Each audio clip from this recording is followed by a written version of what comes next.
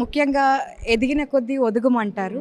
మరి మల్లారెడ్డి గారిని చూస్తే అదే ఆలోచనలో ఉన్నారు. ప్రతి ఒక్కరికి ఎదిగిన తర్వాత ఏదో చేయాలనే ఆలోచన వస్తది. మరి వాళ్ళు ఆలోచనని ఆచరణగా పెట్టి ఇక్కడ వరకు తీసుకొచ్చి వాళ్ళ పుట్టిన ఊరికి, రాష్ట్రానికి ఏదో చేయాలనే ఆలోచనతో మరి వారితో పాటు అన్ని జిల్లాల్లో అందరినీ కలుపుకుంటూ వెళ్తూ మరి రాష్ట్రానికి ఏదో సహాయం చేయాలి, వాళ్ళ వంతు వాళ్ళ ఆలోచన ఒక్కటే. మేము ఇక్కడికి వచ్చినాం, స్థిరపడ్డాము, డబ్బులు ఆర్థికంగా చాలా స్థిరపడ్డాము, మరి ఉన్న ఊరికి ఏదో చేయాలన్న ఆలోచనలతో వాళ్ళంతా ఎన్ఆర్ఐ ఒక్కటయ్యి ఇక్కడ డిస్టిక్ లెవెల్లో మా అందరినీ కలుపుకొని పోయి సేవా కార్యక్రమాలు చేయడానికి నిర్ణయించుకున్నారు.